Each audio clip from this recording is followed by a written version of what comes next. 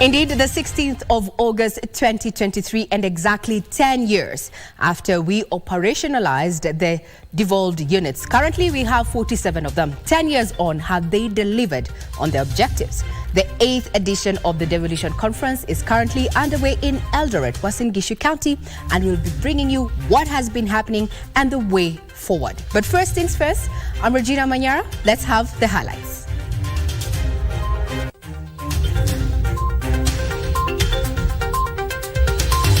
Uasin Gishu Senator Jackson Mandago arrested to face charges involving the more than R1 billion scholarship saga.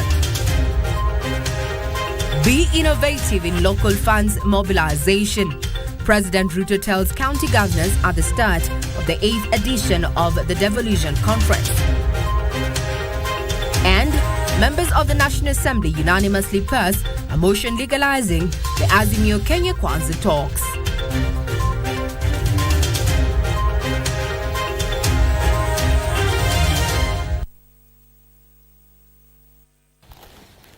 Good evening once again. You're watching Prime Edition. I'm Regina Manyara, and my colleague in sign language is none other than Lucy Moura. Now, Uasin Gishu Senator Jackson Mandago has been apprehended by police officers in Eldoret after a Nakuru court issued a warrant of arrest against him and 3 county officials over the Finland and Canada education scholarship saga. The arrest came after President William Ruto said that individuals found culpable of embezzling funds from parents and students must take responsibility for their actions. As Abdiaziz Hashim reports, the 4 will be arraigned before court to answer to 11 charges leveled against them. The controversy surrounding the Finland and Canada education airlift program, in which parents in Uasin Gishu County lost 1.1 billion Kenyan shillings, has today taken a new twist. This follows an arrest warrant issued against Uasin Gishu Senator Jackson Mandago and 3 other county officials.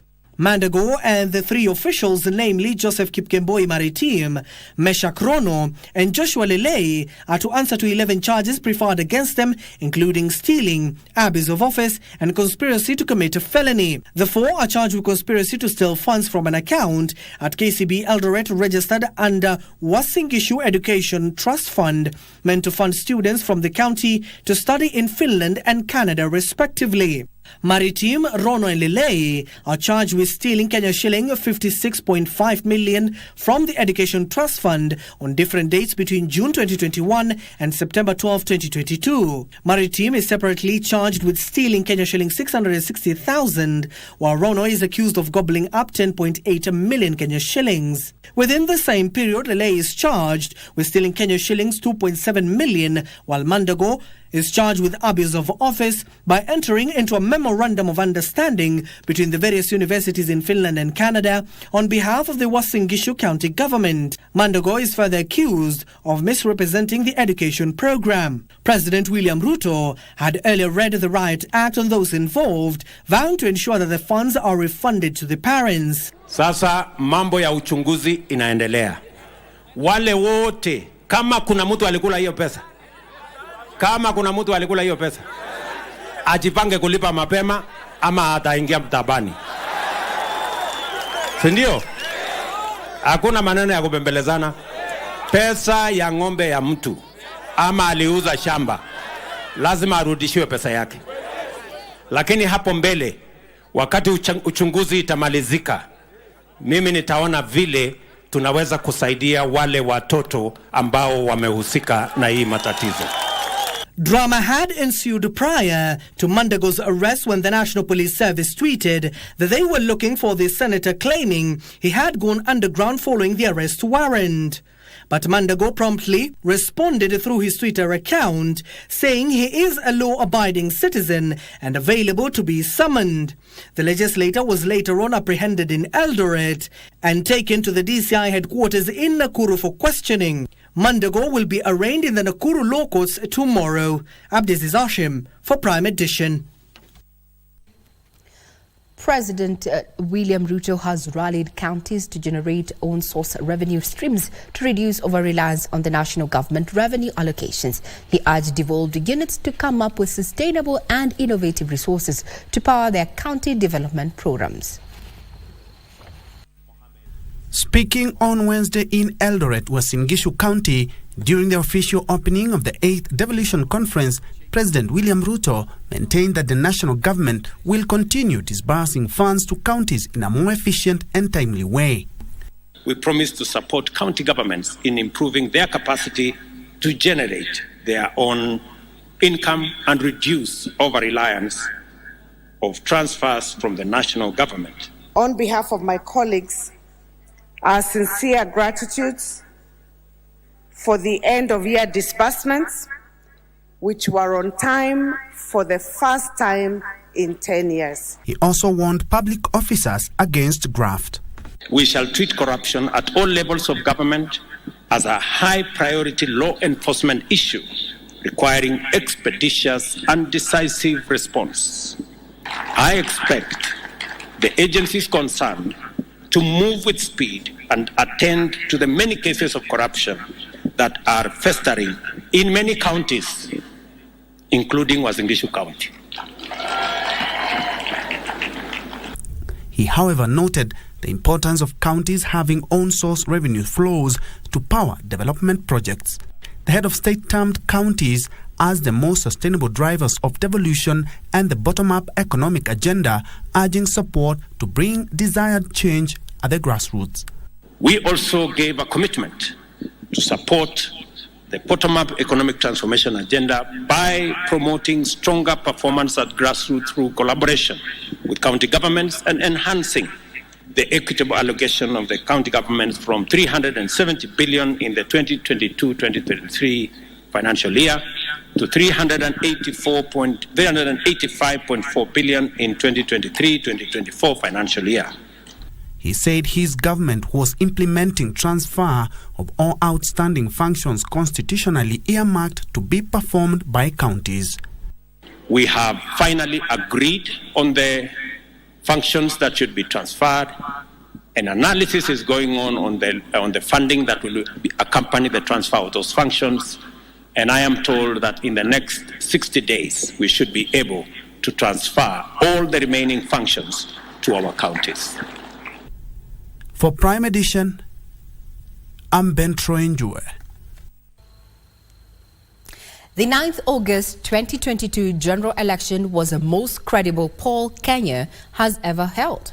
This is according to the U.S. ambassador to Kenya, Meg Whitman, who lauded the country's efforts in conducting credible, transparent and verifiable elections as she addressed the Devolution Conference in Eldoret, Uasin Gishu County. 3, 2, and 1. The United States of America's ambassador to Kenya, Meg Whitman, on Wednesday hailed praises to the electoral systems in Kenya, saying the general elections of 9th August last year was the most credible in history of all elections in the country. I arrived in Kenya days before the August 22 general elections. What I witnessed was nothing short of remarkable. Kenya held what many analysts and commentators say was the freest, fairest, and most credible election in Kenyan history. Simameni tupigie makofi huyu mama. Speaking at the opening of the Devolution Conference in Eldoret Town, Uasin Gishu County, Ambassador Whitman held that the election stamped Kenya's spot as the most democratic nation in the African continent. Let's zoom in on how I'm talking about why Kenya should be everyone's destination in Africa. Kenya is the most stable democracy in Africa. In a very special way, I must commend my elder sister, Meg Whitman. That lady is phenomenal. Hata nyinyi mnakubali huyu mama ameongea kuliko sisi wote. All our development partners, you have done a phenomenal job. We appreciate. Whitman went ahead to note that both local and international observers gave green light to the presidential election results as announced by the Independent Electoral and Boundaries Commission, IBC. The elections were observed by international and local election organizations, and the results were upheld by the Kenyan Supreme Court, and power was transferred orderly and peacefully at the time. Whitman's remarks coming as the Kenya Kwanza administration and as Azimio la Umoja One Kenya coalition are engaging in the bipartisan talks to resolve their political differences, among them results of the last year's presidential election. Giverson Minor, Prime Edition. Now, governors are increasingly going for senatorial seats after the completion of their 2-term, while senators are eyeing and going for the gubernatorial seats. Even as senators directly oversight governors, and many have raised concerns of conflict of interest, especially if a former governor is sitting in a key committee in the Senate. Achola Simon sought the views of former governors, senators, and other leaders who have changed roles, and here are the details. A jig for a 10-year devolution work that has left tangible footprints across the country, but also cries of misappropriation of resources. There have been major changes, but still there's a lot of very many functions, devolved functions are either still with the national government or the money for running them is still with the national government. So that area needs to be addressed. And thoughts of how well to drive the devolution agenda going forward. A worrying trend of former governors quickly assuming the role of senators and vice versa has, however, brought to the fore grey areas in the constitution that needs to be addressed going forward. The issue of conflict of interest is real. It may not arise throughout your tenure as a senator. It will arise on matters that relate to you. How that is handled is provided for in a law and standing orders. You have to declare it and excuse yourself from being a participant in matters that would conflict yourself, your interest, and the interest of the public. Leaders argue that while it is everyone's constitutional right to vie for any post, the fact that a former governor may assume a key position in the Senate that may be forced to audit some of his past work quickly brings to the fore scenarios where conflict of interest may arise. We are supposed to audit the books of Washington Geshu,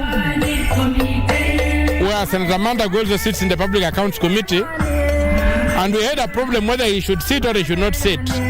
So the meeting did not take place. The other grey area is what happens after a leader is voted out of office and makes a return after one term.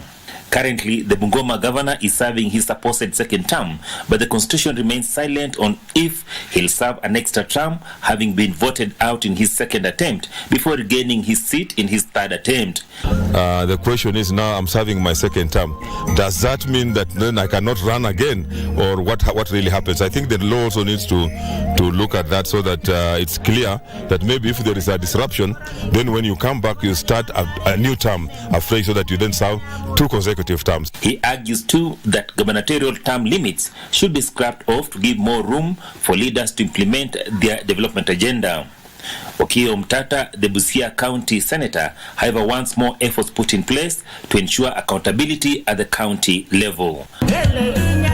Oversight mechanisms at the national level are more defined and developed than they are at the county level. So at county level, people do things at their own pace.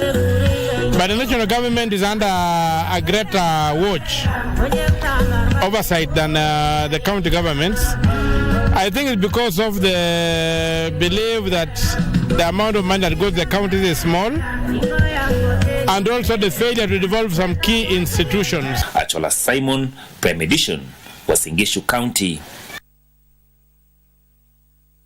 Government has approved the establishment of a national dialogue committee to address areas of national interest. The bipartisan talks will address issues that have led to the contestation of the 2022 presidential election, as well as other issues listed by the Kenya Kwanza and the Azimio coalition. The two camps say the talks will not be about power sharing, but will be centered on issues that matter to Kenyans, such as the cost of living.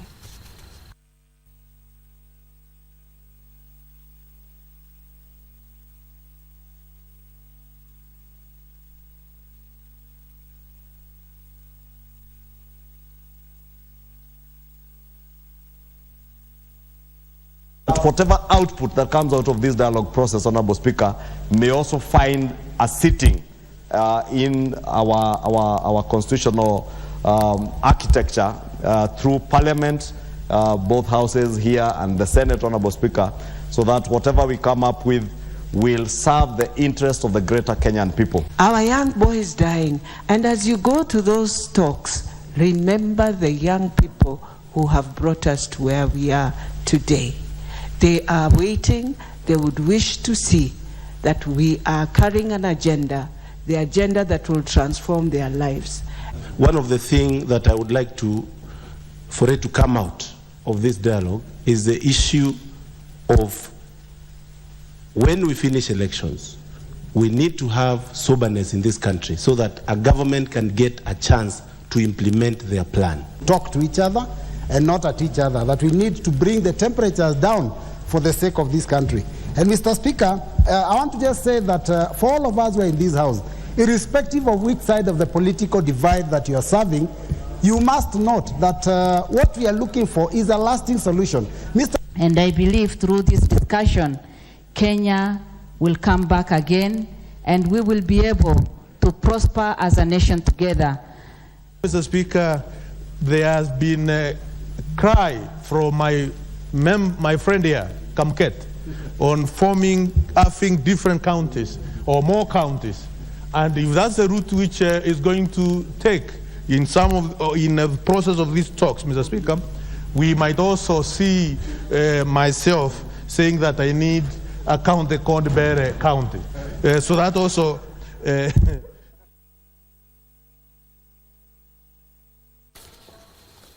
We have so much in store for you right here on Prime Edition, but first things first, let's take that breather. We'll be back.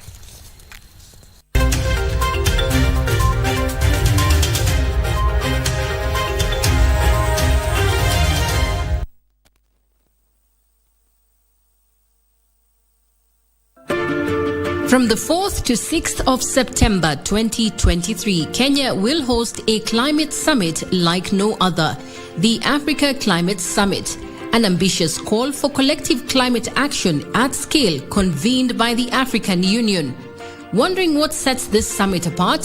The Africa Climate Summit moves away from the blame game in tackling the urgent climate crisis, rethinks global climate finance structures, unites Africa with the rest of the world to drive climate-positive growth, increase investments and maximize opportunities for climate solutions. The summit leverages the continent's immense human and natural capital for global decarbonization. As Africa, we are committed to bringing everyone on board in order to make every voice to be heard.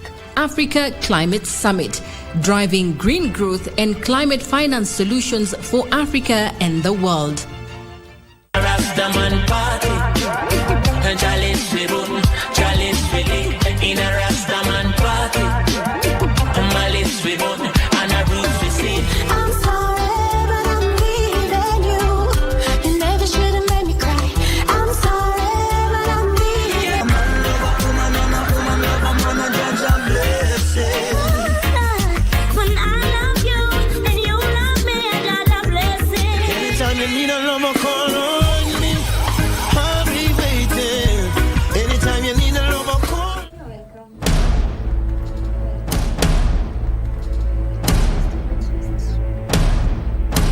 Shamsa mke wa Zito.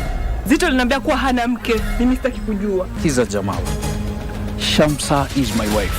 Achana naye, sawa? Zito kufa kuzikana. Zuri. Zuri umefanya Zuri.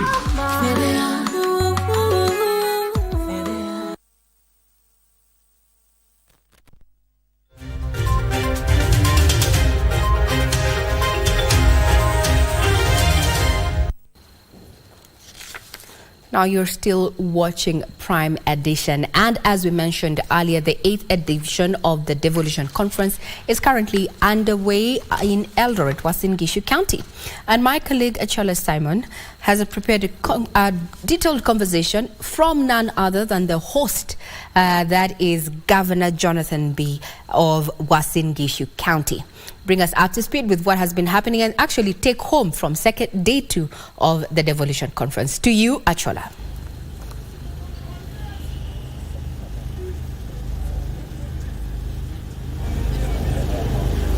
Well, good evening and thank you very much for joining us. Of course, we're coming to you live from Uasin Gishu County, and specifically we are at Eldoret Sports Club. This is the venue of this year's Devolution Conference, a conference that, of course, is taking stock of what has been happening, matters devolution for the last 10 years.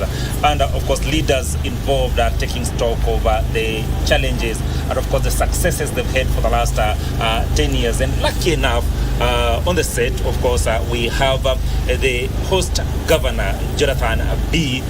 Welcome, Bwana Governor. But also we have the executive director of Kipra, Rosa Ngugi, who is also going to tell us matters policy and what exactly has been achieved in terms of the last 10 years, so that then counties can actually be in tandem in terms of ensuring that what they purpose to do is actually in tandem with what people on the ground are actually looking forward to achieving at the end of the day. Welcome, Madam. But straight to Governor.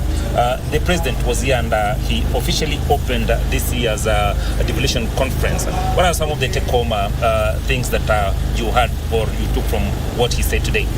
Yeah, first let me say thank you very much. I'm very happy that we are talking to the nation about devolution. First, I want to keep becoming friends, partners, governors, and all the people who have attended this conference. I want to assure them that pressing issues of the county are very good environment. It's just that it's been chilly now, but it is a good place. And I've seen since morning, I've seen governors and our visitors really enjoying. First, today we had the President opening this conference. This conference is about devolution 10 years ago and what is going to happen in the future. And we mentioned the gains, the pains of devolution, the challenges.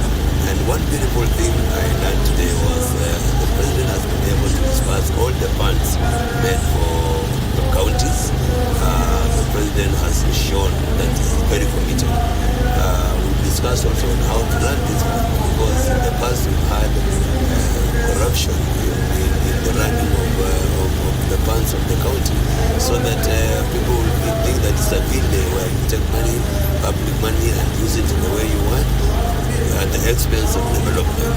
And for us, we believe that devolution has given power to the small man down there, the common man, because they are given time to choose the development they want. If it is a bridge, if it is a road, if it's a hospital facility, they just make their choice through public participation. So we don't want to discourage these people, and we don't want to disappoint them, because they want to see this thing work. Secondly, it's about the farmers.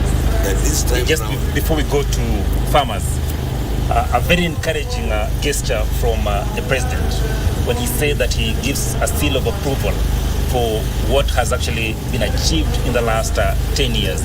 Probably areas that we need to improve on, so that then one key issue said is that funds are being released on time. Yes. What other areas do we need to improve on, so that then we can actually achieve what we intend to achieve? Now you realize that when some devolved units and functions were done, there are others which have not yet been done, and the President was so candid that it is time we unbundle those functions, and it is time that we leave those functions down to the counties. And I think that is what we really need, so that when you talk of health, for example, there are certain areas where national government is still holding into. So is agriculture on matters policy, so is water. So I think what the President said today was, it is time we just release all the functions, so that governors will be able to run with it, and they will be able to,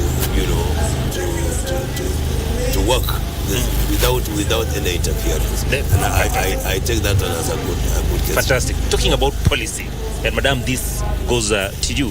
Where are we at in terms of ensuring that we have the right policies at the county level? Because as the governor says, that it's just a matter of ensuring that we have that policies are in place, so that then we can actually achieve what we intend to achieve. Where are we? Are we coming up with the right policies? And in terms of policy implementation, where are we? Yeah, thanks very much for the opportunity this evening. And I'm very happy that I've come to the Devolution Conference in Uasin Gishu. My institution, which is Kenya Institute for Public Policy Research and Analysis, has one core mandate, and that is to build institutional and human capacities, for government, both at national, at county level, to ensure that we strengthen the public policy process. Now, when it comes to issues of policy, one of the key things that you realize is that we have the Kenya Vision 2030, which gives us the long term, where we want to be by 2030.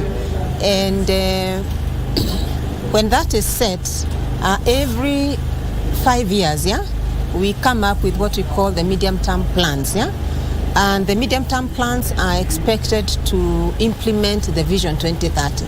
So we can't say that we don't have very good policy framework. It's already set up in the Vision 2030. We come up with the 5-year medium-term plans. That is at the national level. At the county level, they have what we call the CIDPs. And the CIDPs actually mimic the medium-term plans, which means that as they do their CIDPs, they are also expected to reflect the Vision 2030. They are also expected to reflect the medium-term plans, which is at the national level, such that you have what we would call a cohesive way of taking this country forward. So I would say that at the policy level, we have made a very great milestone. Moving away from from independence. We used to have these 5-year development plans, and therefore after 5 years you would be like, so what do I want to plan? 2030, already the path has been made for us. So the question then is, how do we come to implement what we have set aside? And in implementation, there are quite a number of things that one may want to think about. And one, of course, is what the governor has brought in, resources. If the resources are provided in good time, and you have actually adequate resources, it means that you can actually move mountains. But resources are not always enough. And if you think about the government with the revenue that is able to collect, you'll notice that all of us don't get actually what we anticipate. So we set our budget every time, but it's not always that you get what the share that you'd want from the government. But what is also expected, for example, for counties, is to generate their own resources at the ground, because when you are able to generate that, you can actually implement as much of the plans for development that you want. But of course, own source revenue has its own challenges, because taxes are paid by you and I, by businesses and the like. So if at the county level you don't have a vibrant private sector, it means that you may not manage actually to collect as much revenue as you would wish. So it's a whole thing of one thing leading to another. Yes. So. Fantastic, Governor. Creating an enabling environment at the county level, and one of the passionate things I know you want to talk about is farmers. How then do we ensure that they are generating enough, not just for themselves to eat, but also that it can generate income for themselves? Yeah, thank you very much. Uasin Gishu is not just another county, it is a farmer's county. And almost 100% of our land is arable. And we are big on maize and wheat. Now we are going to diversification, avocado, coffee, and the rest. And also we are on dairy. What we want to thank the national government for is how they did give us subsidized fertilizer, where upon now we are seeing what is happening in our farm. We are expecting pamba harvest.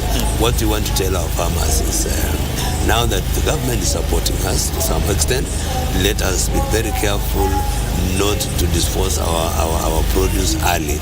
It is better we wait until we harvest. We have mechanism to manage post-harvest losses, and we are planning also to take care of the well-being of the farmer. And knowing that Uasin Gishu is a blessed county, we call ourselves the county of champions, and not because of athletes only, even in farming. In the farming, we are the brain basket of Kenya. And to give you an example, last year or beginning this year, when we had famine striking in other counties, it's the only county we came up strongly in support of foodstuff. We mobilized foodstuff materials to those counties which were stricken. For example, Turkana and Pokot, even Baringo, and the other side of Laikipia. We did mobilize, and I want our farmers to be conscious that God has blessed us, has given us natural rain like it is now. Let us, when we harvest the Pamba harvest, let us not sell our maize early before time just wait a little bit. Yeah, but Governor, yes, we have bumper harvest, right? And that glut is always there, especially when God has blessed us with rains. Yeah. Then the question people will be asking is, what are we doing to ensure that even as we anticipate the bumper harvest, that we put in place mechanisms that will ensure that quickly we'll be able to purchase the extra harvest from the farmers, so that then we store it for future? Yeah, actually we have a system called warehouse receipt system, where we can store farm produce of our farmers. We will issue a receipt instead of money, and this receipt is valid. You can go get some loan from the bank or some money as you wait for the good prices to come up. And at the same time, we also have a cooling plant for potatoes. We have stores and silos to dry up the maize and all that. So at the end of the day, we want to manage post-harvest losses, and at the same time ensure that the farmer has profit out of what he has done. And profit is the real thing. It is not just farming, it is also making money, so that you have so that money can actually be in the pocket. Time is of course. I was just about to release you before we leave the state, so that then we can actually continue with the executive director of KIPRA. The question then I'll be asking you before you leave is this devolution conference is actually happening in your county. So far, how do you like it? And going forward, how do you ensure that we're actually reaping maximally from it? The beauty about this devolution conference, it is not any other devolution conference. This is a unique one. It is done once in 2 years. We are calling it biennial devolution conference. Now, if we are doing it once in 2 years, that tells me the next devolution conference that will come here is after 94 years. So this is the first one. It is so historic to us. We cherish it, and we know now we are part of the devolution process. One thing is that out of what we discussed today, we have the president. Tomorrow the leader of opposition will come. We will have the deputy president. We have ambassadors, our partners. What we are discussing as a takeaway and breakaways are matters policy. And we are going to come up with issues that we think when implemented is going to help us going forward. So these are very important. Your promise to the people of Uasin Gishu County. Uasin Gishu, I want to assure Uasin Gishu people that we are moving on. We have started on a good page. My Nguso Kumi, my talking points, campaigning pillars are ongoing. Right now, our ECD teachers have been confirmed and permanent and pensionable. Our small children are getting milk twice a week.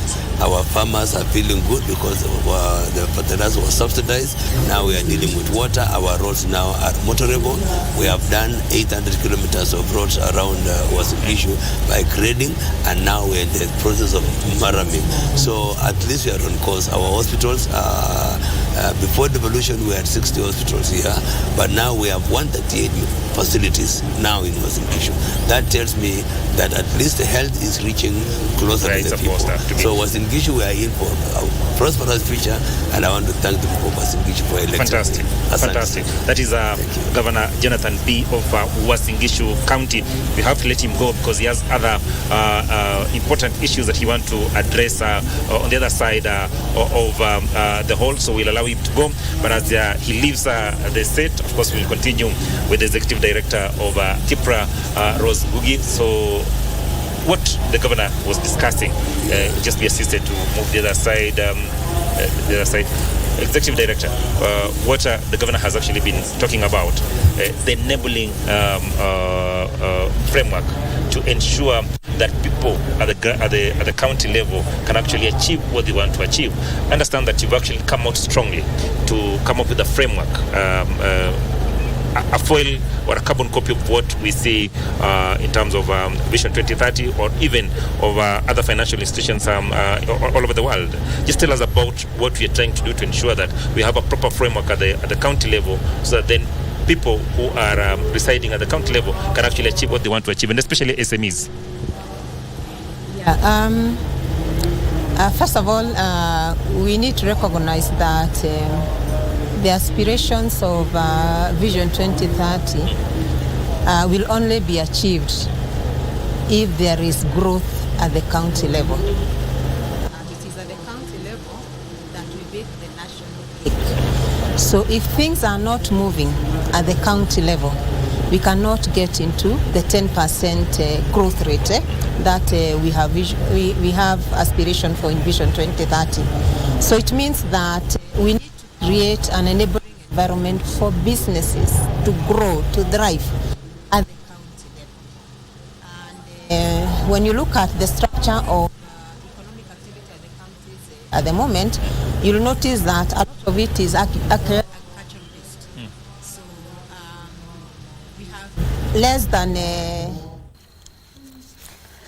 Well, these are just the ongoing conversations on the sidelines of the 8th edition of the Devolution Conference that is still ongoing up until Saturday. We're going to be keeping tabs on what comes out from that particular edition. When a conversation has been 10 years on, have these devolved units delivered? And if not, what is holding them back? And still keeping up with that is that the jury is still out on finding a magic formula to achieve the one-third gender principle in governance at the county level.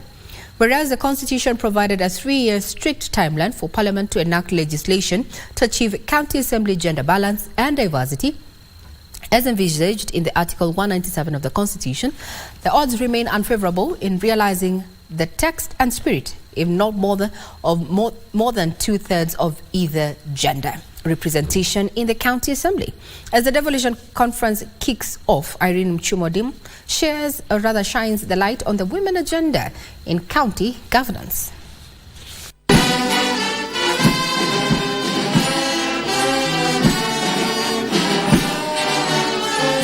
The official opening of the Devolution Conference in Eldoret, Uasin Gishu County, marked the start of deliberations to take stock of gains and challenges in implementing devolution for the last 10 years.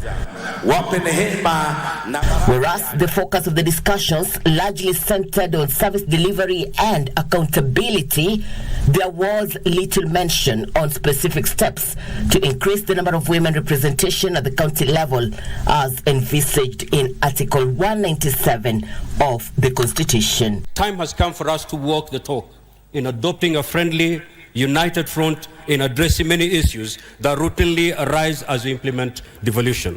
The women agenda remains a thorn in the flesh of subsequent governments, with Parliament failing to meet the 3-year timeline to enact legislation to ensure not more than 2/3 of members of the county assembly are of the same gender.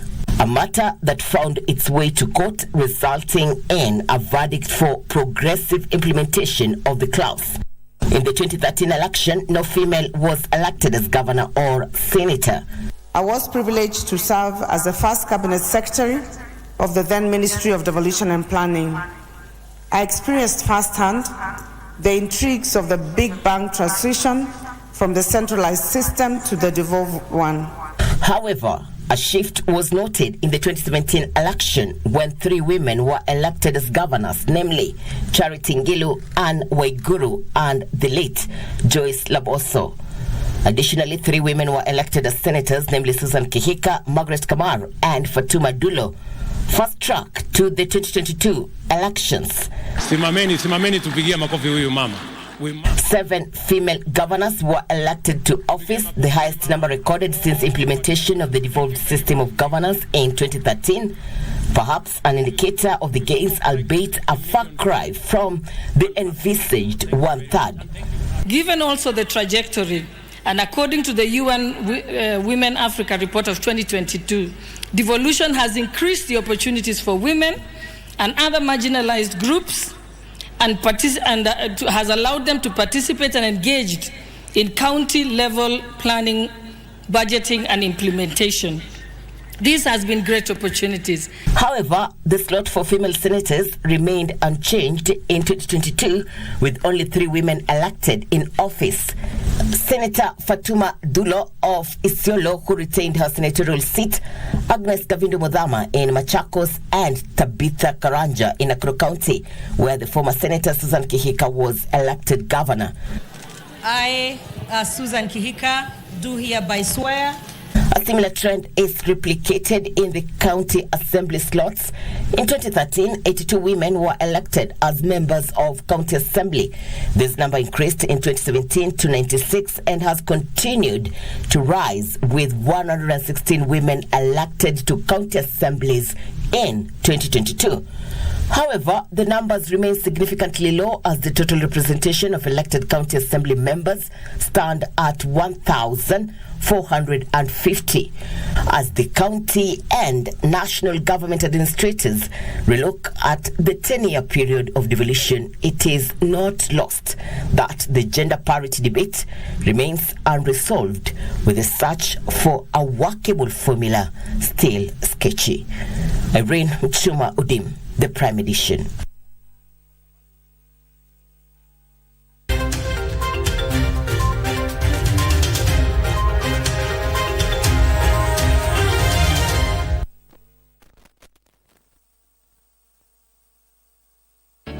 Cheza Loto Moto. Kwa majina naitwa Nick Wenwa, mtaa yangu ni Ngong.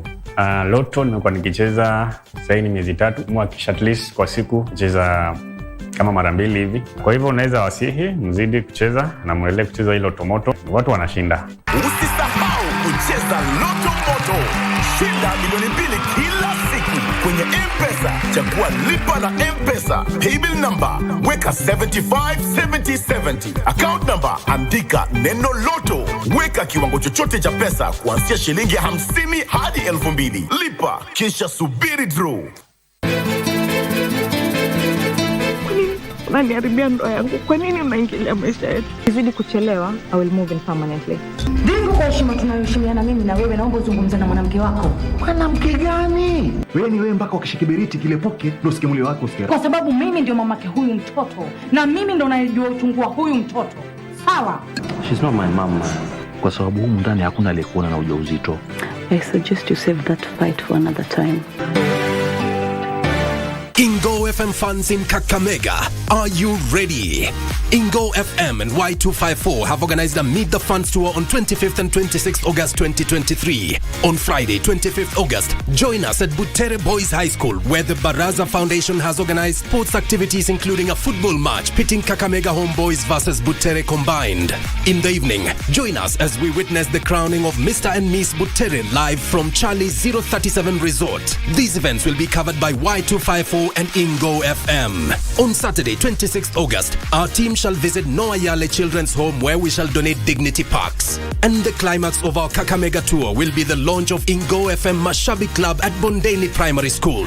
Don't miss out. All are welcome. Estaré contigo. Oh, I bet you must be scared to death with all the strange diseases around here. Oh, let Anibal and Isabel do their thing. It's none of our business, Amparo. Did you take her, yes or no? Well, yes. But do you know why I took her? Why? I'm sorry, but you are not allowed to come into this house, so leave. Madam, Danielle is expecting me. Just go now. Mrs. Amparo doesn't want you here. What are you talking about? Oh, ask her yourself. Let's see if she has the nerve to do so. No quiero enterarme que me hace.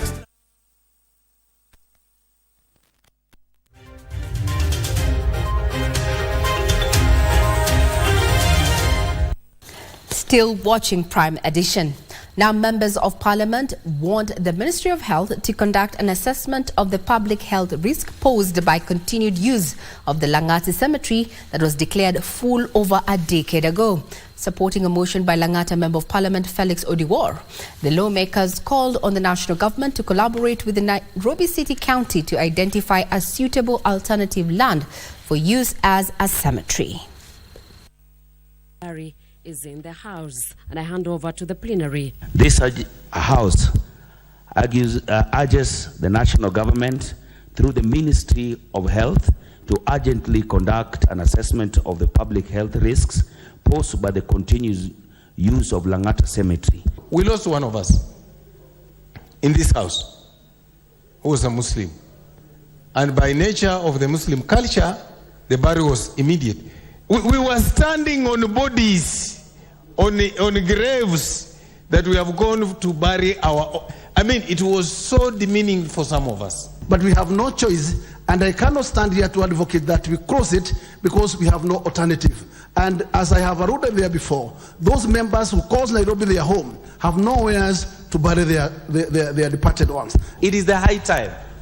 Not only we are saying we move to the means of health, it is the high time matters of the land, we put them to the national government rather than to give it to the county government of Nairobi.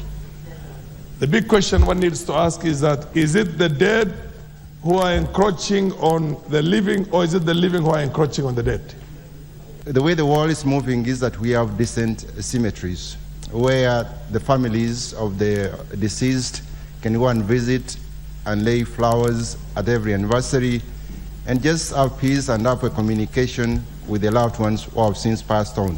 We'll need more land for burial, and as one member put earlier, that land will not only be required for burying the dead, for just digging the graves. We'll need that land to also create some parking space for the people who come and bury their loved ones. We'll need some facilities, sanitation facilities in that land. We should extend the planning of gravesites into the countryside. There is a bad practice that happens in the countryside where everybody is trying to cement graves, and the consequence is that it's going to be in 50 years' time, you will have no land, no arable land to cultivate because you filled your entire land with cemented graves. It's not a good practice, it should be discouraged. Kenyans from all walks of life have condoled with the family of the late former Member of Parliament, Busia South, now Budalangi, James Osogo. Mzee Osogo, who took his last breath on Tuesday while undergoing treatment at the Aga Khan Hospital in Kisumu, and he was the only surviving cabinet minister from Mzee Jomo Kenyatta's regime. James Charles Nakwanga Osogo was born in the village of Bukani in Bunyala district in 1932, the second born in a family of 10. After school, Osogo took an opportunity to serve in the East African Railways as a trainer but later quit due to discrimination against Africans. In 1953, Osogo sought and got admission to Kagomo Teachers Training College, from where he would graduate 3 years later. After graduation, Osogo was posted to Busia, his home district, where he entered politics, serving as a councillor in the Nyanza African District Council at the age of 24. In 1959, Osogo was transferred to Port Victoria Intermediate School on the shores of Lake Victoria, but was later removed by the colonialists for being outspoken about the fishing rights of his Bunyala people. When the Kenya African National Union was formed in 1960, Osogo was one of the first members. Later, in the battle for Ruambwa constituency, Osogo emerged victorious. When he made his debut in Parliament, Osogo was appointed Agriculture Ministry Parliamentary Secretary. In the 1966 cabinet reshuffle by the founding president Jomo Kenyatta, Osogo became the Information and Broadcasting Minister. President Kenyatta later appointed Osogo Minister for Commerce and Industry. On his return to Parliament, Osogo was appointed Minister for Agriculture while retaining the Deputy Leader of Government Business position that he had held from June 1975. When the multi-party wave gained momentum in the late 1980s and early 1990s, Osogo joined Ford Kenya and became the party's Busia branch chairman. However, he did not stay long in the opposition as he was persuaded by the then President Daniel Arap Moi to rejoin KANU. After joining the party, he easily won the Bunyala seat, formerly Busia South, and on his return to parliament, he was appointed Assistant Minister for Commerce. In 1997, Osogo was with Achieng Oneko, co-chairman of the Inter-Parties Parliamentary Group that successfully negotiated minimum reforms before that year's election. During the 2002 elections, however, Osogo lost to the newcomer Raphael Wanjala in the renamed Budelangi constituency. After the loss, Osogo hung his political boots and lived out the rest of his life away from the limelight. Osogo fell ill and was undergoing treatment for a long time until his demise at the age of 90 years. For Prime Edition, I am Teresa Mutai. And may his soul continue resting in peace. Now, throughout history, adoption has been a lifeline for countless children, offering them a second chance and life anchored in stability, love, and endless possibilities. To the adoptive parents, this move fills a void with joy and satisfaction. And as Pauline Halley found out when she set out to talk to families formed through adoption, now here is that particular feature, filling the void, the joy of adoption.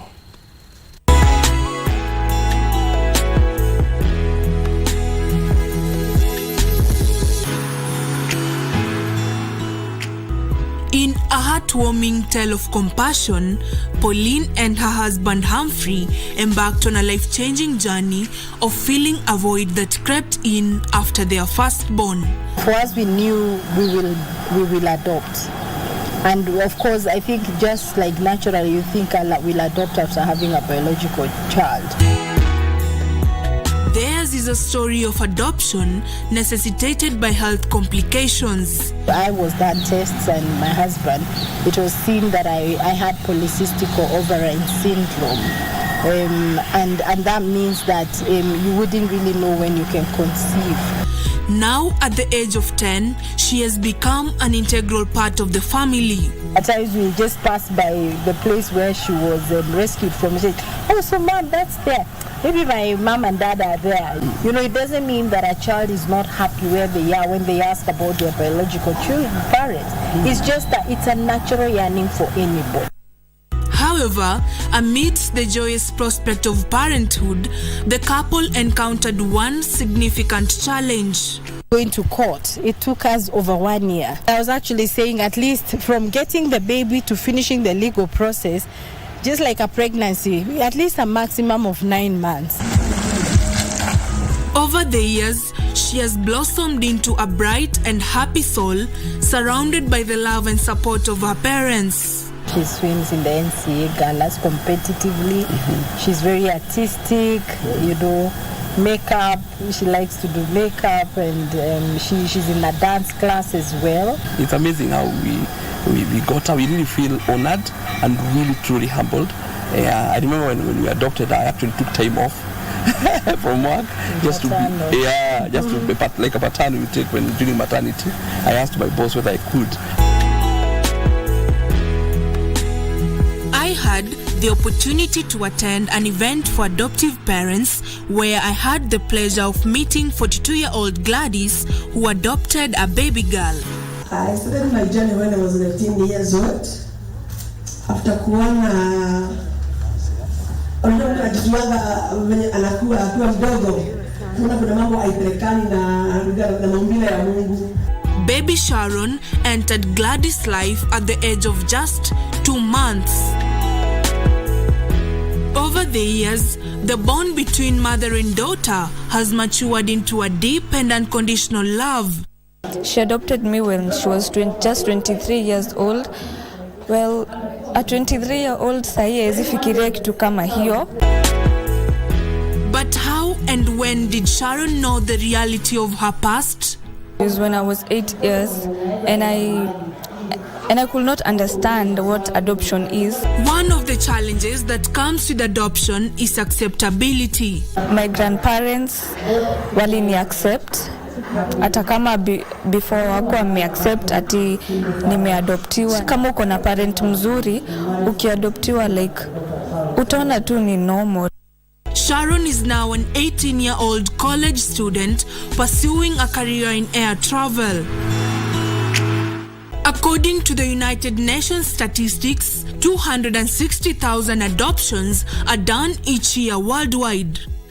But how is the adoption process? First, the prospective adoptive parents visit an adoption agency for guidance. The Children Act of 2022 is what we currently use, and it says that you have to be between the age of 25 and 65 to adopt. You have to be of good health. You should be mentally stable. You need to be at least 21 years older than the child you want to adopt. Once the adoption agency has declared one fit to adopt, matching is done. Once the adoptive parent and the child have been matched successfully, bonding now happens. Walking through the doors of Machao Children's Home, you can feel the warmth and compassion that permeates this place. It is a safe haven for children who, for various reasons, are in need of loving families. Immediately, we are connected with the prospective adoptive mother or parents. They come here, and we have a house or a space where we accommodate them with their spouses or with their spouses. Then from there, we take the child from the baby house to the house that we intend to have the bonding take place. Once the bonding process is successful, the adoptive parent can now go home with the child to await the court process. The parent stays with the child for 3 months before the legal court process. The first thing your lawyer does is to write to the adoption society and ask for your documents. And then the lawyer will draft the court papers. And then we file the court papers. And once we file them, we request for a date for the first hearing. At the second hearing, the court listens to all the reports. And also, your lawyer will summarize the law. They'll say, you meet the requirements. The parents go back to court on the date of the decision after satisfaction. And what does religion say about adoption? It's allowed, it's biblical, and it's the heart of God. The love of God is expressed through adoption, because Jesus Christ was adopted, and therefore we are adopted children of God. Na ni jambo ambalo kwamba linapendeza katika Uislamu, na hususan inapokuwa mtoto unayemlelea ni mtoto wa kiyatima. As we conclude our exploration of adoption, may this story serve as a catalyst for understanding, discussions, and positive change. Let us continue to champion the cause of adoption, ensuring that every child finds a loving and supportive home, and every family finds the joy and fulfillment that comes with welcoming a child into their home. Pauline Kihali for KBC Channel 1.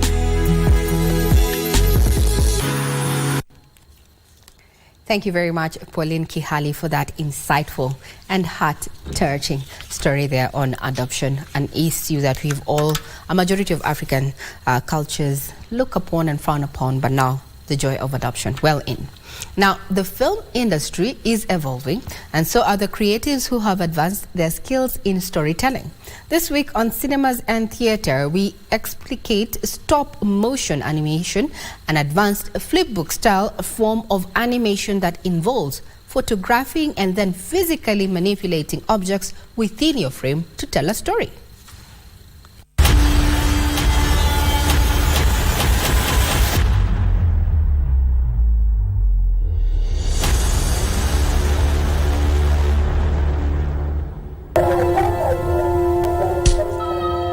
Olive Branch, a stop-motion animation film produced by Maureen Morethi, is a story about a couple's fight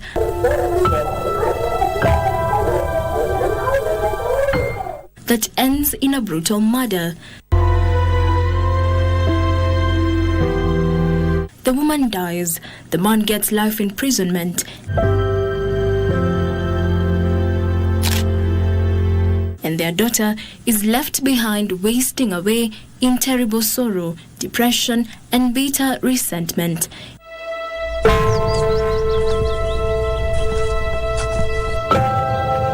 In the end, she chooses forgiveness, in part to free herself from the shackles of bitterness and to make peace with her father. Olive Branch. It won the jury award in My Kenya, My Story 2023. Theme in the competition was about peace, tolerance, and conflict resolution. But what is stop motion and how did she begin? Stop motion is like basically manipulating an object, and every time you're doing that, you take a picture. So when you play those pictures in a sequence, it will seem as if that object is moving. My first work was actually a trial and error. It was a claymation, so you use modeling clay, the one for kids. I made a 3-minute film based on the story Tope, the one we read in school. Maureen notes for the craft and art, she just uses simple available material and edits using her mobile phone. I'm very good at sculpting with my hands. I first design a puppet. I'll first of all want to see it like complete, name structure, the whole body, the clothes.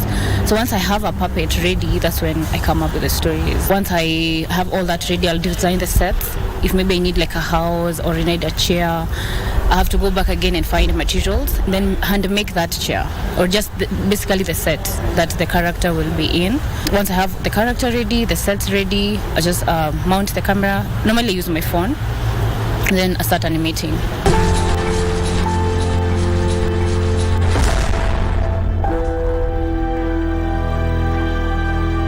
It's really promising in terms of filmmaking, and even the stories you can tell, like they are limitless when we use stop motion.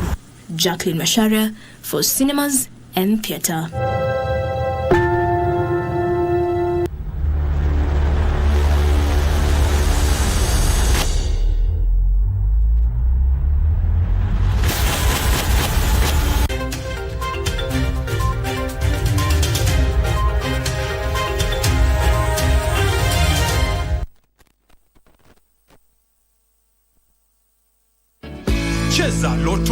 Kwa majina naitwa Meg Whitman, mtaa yangu ni Ngong. Loto nimekuwa nikicheza sasa ni miezi 3, mwakisha at least kwa siku kucheza kama mara 2 hivi. Kwa hivyo unaweza wasihi mzidi kucheza na muendelee kucheza hilo Loto, watu wanashinda. Usisahau kucheza Loto. Shinda milioni 2 kila siku kwenye M-Pesa. Chagua lipa na M-Pesa. Paybill number weka 757070. Account number andika neno Loto. Weka kiwango chochote cha pesa kuanzia shilingi 50 hadi 2000. Lipa kisha subiri draw. This August on Magical Scenes. A big number of wildlife migration than there before. It started on the 14th of July. So I can tell you that the season is looking pretty good. A combination of wildlife and cultural tourism. Sasa ni culture yanaonyesha nguo ya Maasai. Magical Scenes only on KBC Channel 1.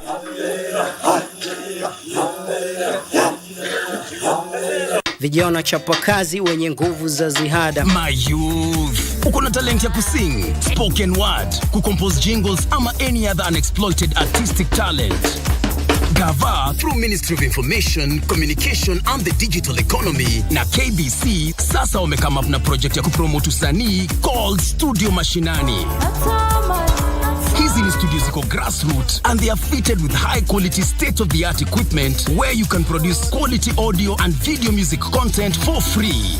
What's more, wana offer mentorship na talanta yako itakuwa promoted on KBC Channel 1 TV, Y254 na radio stations za KBC. Tembelea Studio Mashinani huko Comarox, Langata, Sauti House Mombasa, Kirwara huko Gatanga, Kitui next to Manyanyoni Chiefs Camp na Kisumu City wako hapo KBC Station.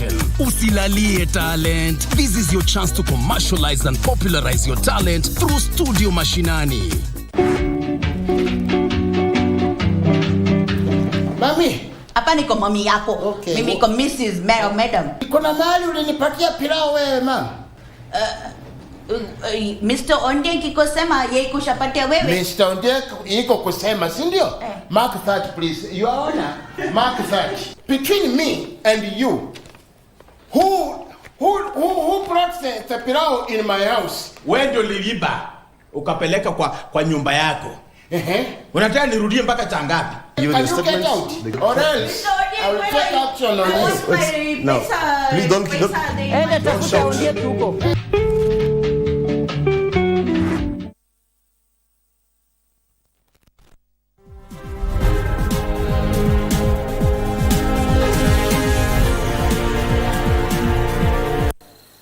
Good evening, you are watching Prime Edition. My name is Betty Kiptum. Now, time to get the latest in the world of business.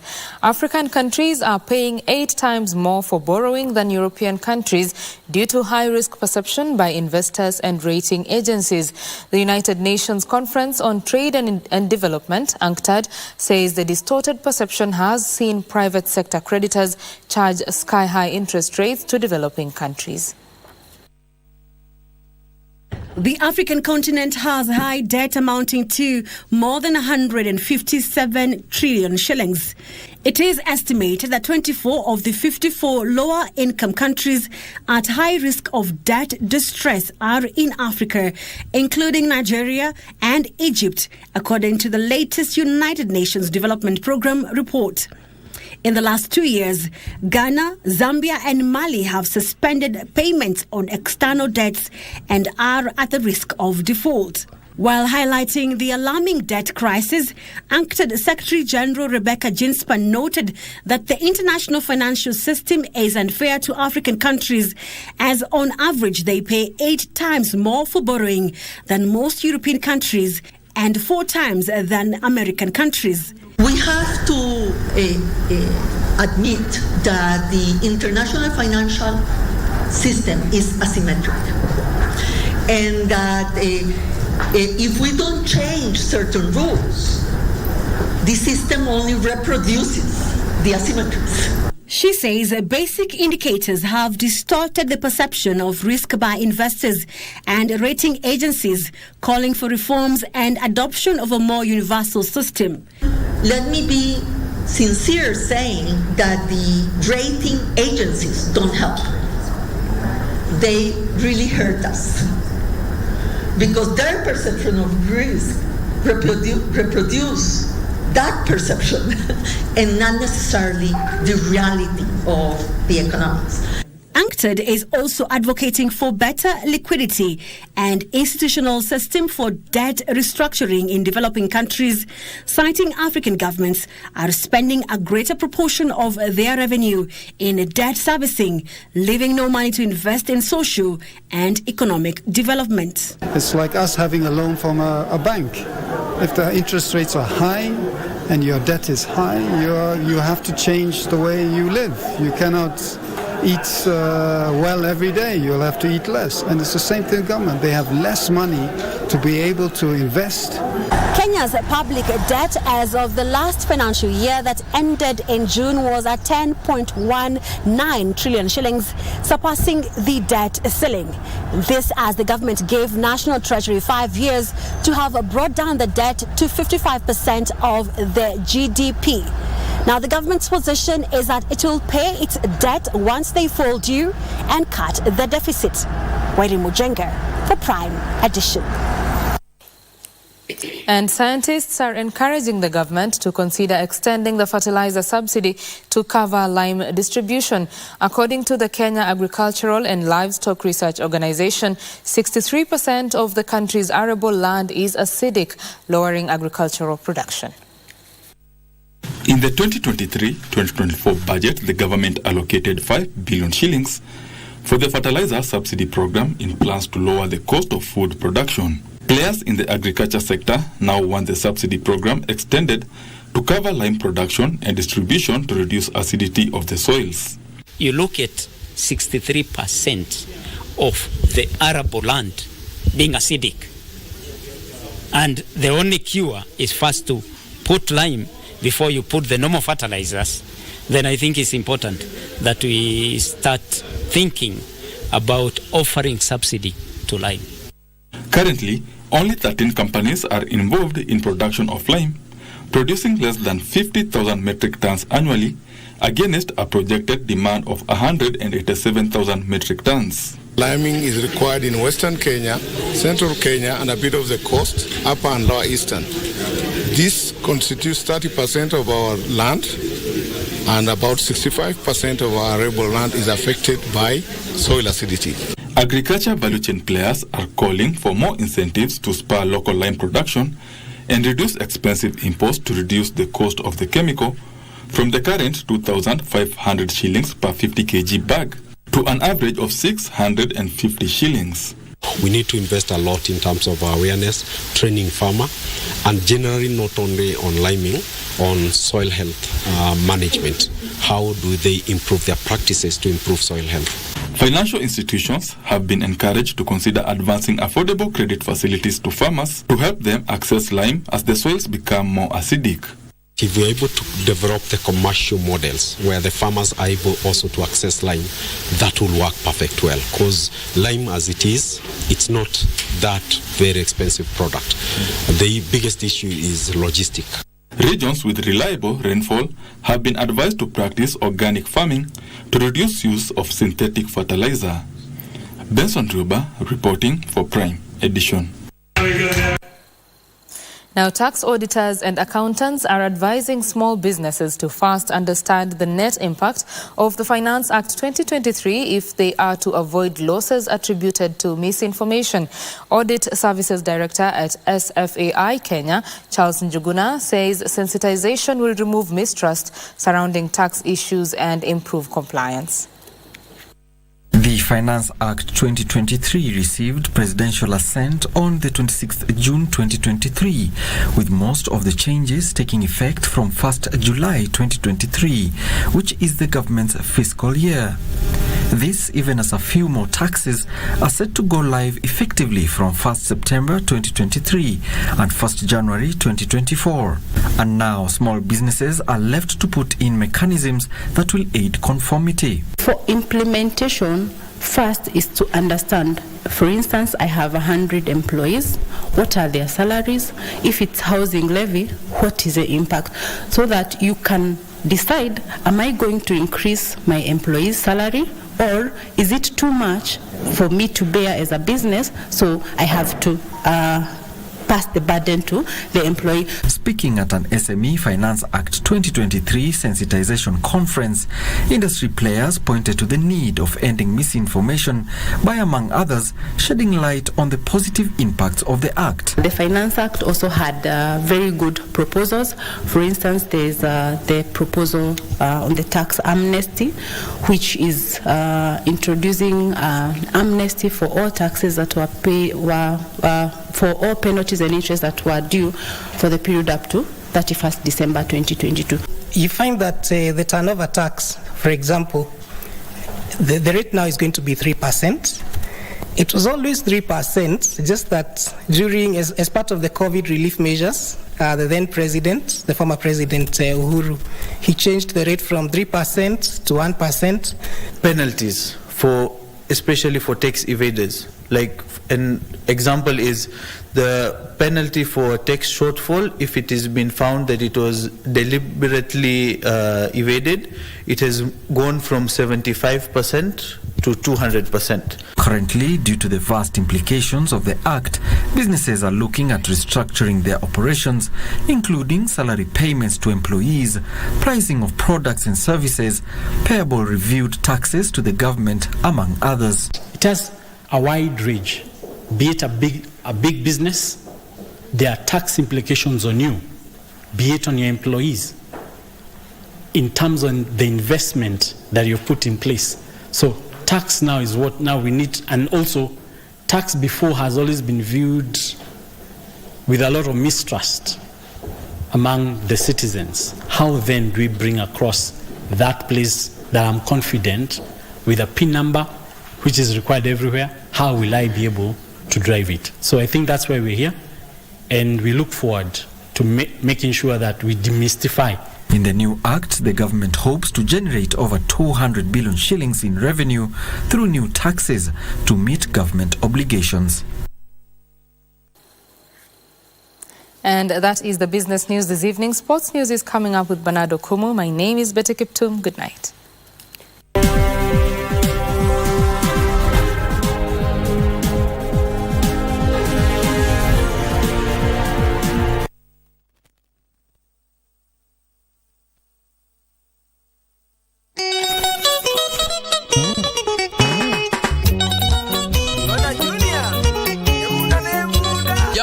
Hayawi mwishowe huwa kituo chako unachokienzi cha Minto FM kinatimiza miaka 12 tangu kilipoanza.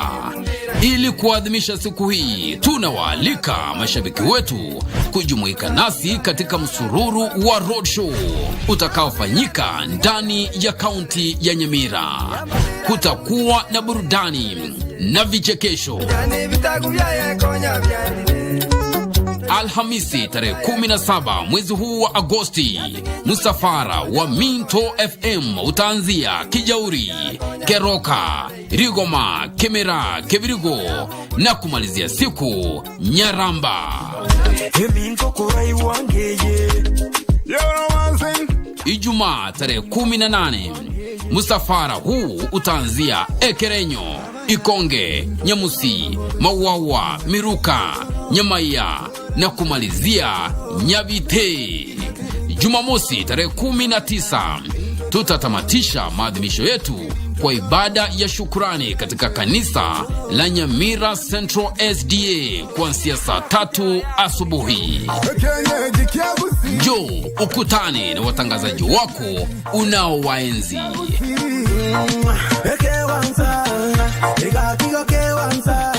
Minto at 12 Gusi Neaito.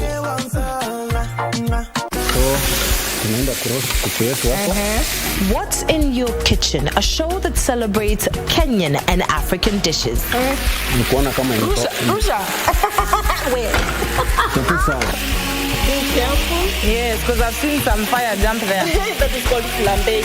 Flambéing. So tukiona moto tujue ni flambéing. Crushed methi seeds. Kila siku soma kitu mpya. Mchele wetu iko sawa. Hii iko sawa. Tumalize sasa ni kwenda tukule. Napima. Hii ni chakula mzuri sana. Nzito kabisa. Salivate this delicious meal on your screen while taking notes for the recipe. Don't miss What's in Your Kitchen on KBC.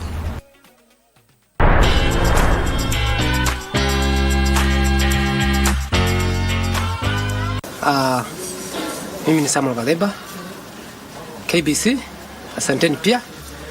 Ile naweza sema muendelee kutushikilia na maombi. Kazi yetu tumehakikisha kwamba tumefikisha mahali tumeweza, na through coaches wetu wenye huwa wanatusaidia. Niseme ya kwamba nyinyi wenye hatutakuwa nao huko nje, mahali World Championship itakuwa inafanyika, pia mjue ya kwamba tuko na nyinyi hata mkiwa manyumbani pale popote mtakuwa kwa maofisi.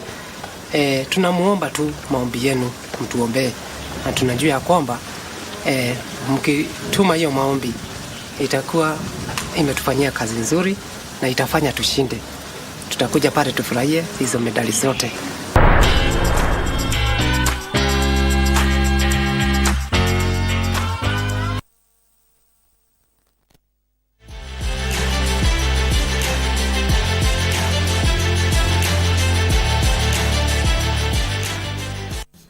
Well, just time for sports, and we begin with the athletics, where the remaining Kenya athletes for the 10,000 meter for the national team ahead of the World Championship are expected to leave tomorrow and on 22nd. Remember, the Kenyan team did leave in 2 batches ahead of the games which begin on Saturday. KBC Channel 1 will televise the championship from Hungary.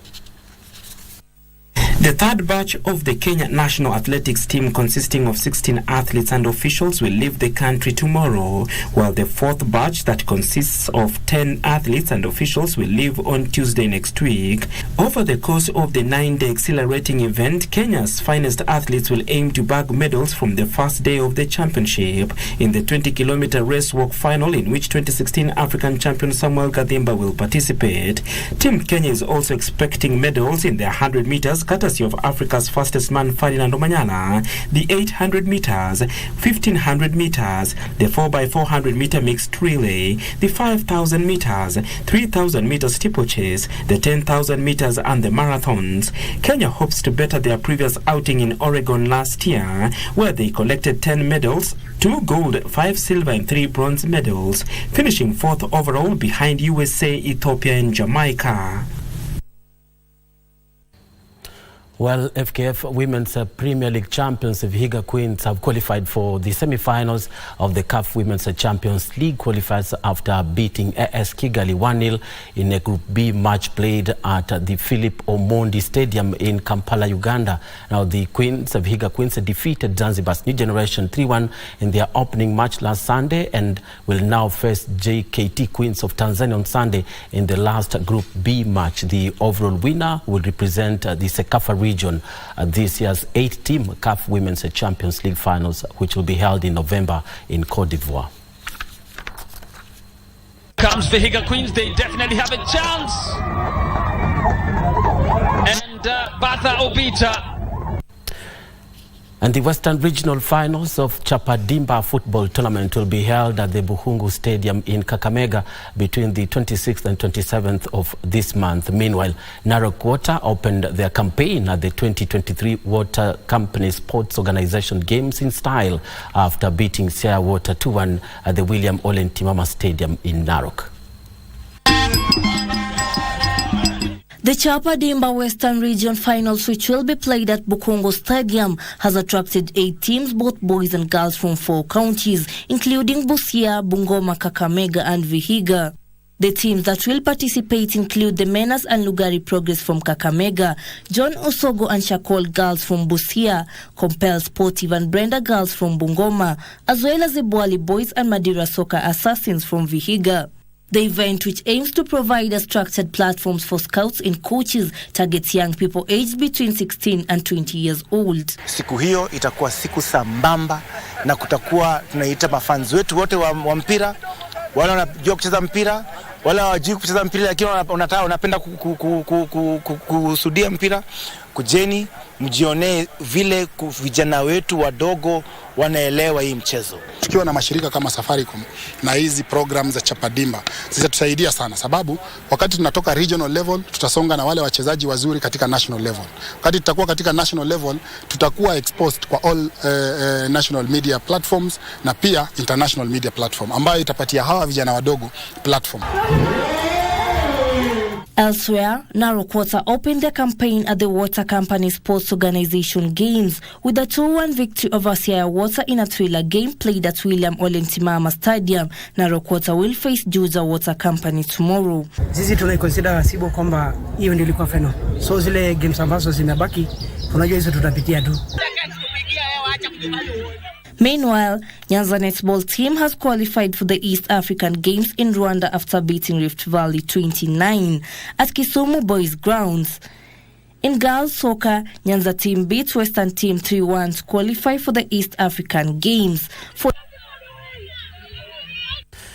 And England are through to the final of the FIFA Women's World Cup for the first time in their history after beating host Australia 3-1 in the second semi-final played today in Sydney. The English team will now face Spain in the final on Sunday, while Australia will play Sweden in the third place playoff on Saturday. And a turn for England. Kerr running at Bright. Kerr with a shot. Oh, I say that's incredible.